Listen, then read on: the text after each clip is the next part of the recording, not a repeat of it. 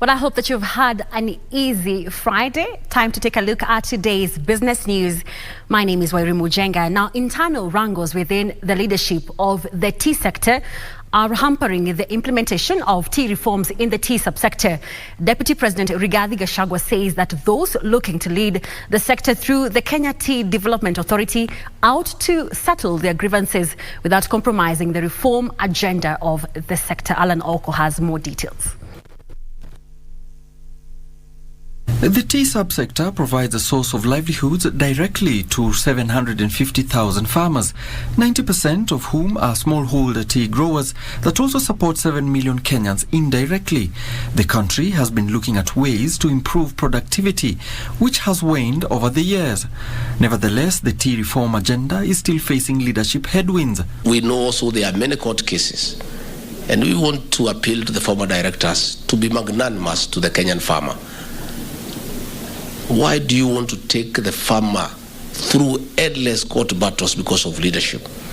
Why don't you just wait for this team to complete its term, and then you'll have an opportunity to go back to the farmers and ask to be given a second chance? Speaking at the flagging off of the second consignment of fertilizer to smallholder tea growers through the government fertilizer subsidy program, Gachagua said the industry has been experiencing more challenges which threaten its stability and sustainability, and is proposing radical changes. I want to challenge the management of KTDA to very urgently work out on a program on how to increase productivity in orthodox tea, which has better earnings for our farmers.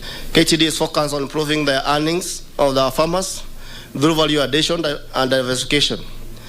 We are increasing our capacity on orthodox production from current 11 lines, and we intend to increase within the next 1 year. This year's projected export earnings from the tea sector are 150 billion shillings as the country looks for new markets. The performance is driven by the government's push for more production and rides on the strides made on last-mile fertilizer distribution to farmers.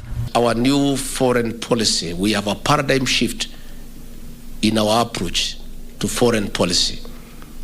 The ambassadors and high commissioners who will be appointed by the Ruto administration will have an MOU with us that 70% of their work in the respective missions across the world is to look for new markets.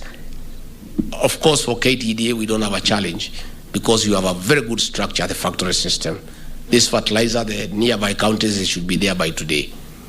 But for the other crops where we don't have a structure similar to KTDA, and we have fertilizer that has been subsidized by government, will be partnering with the county governments.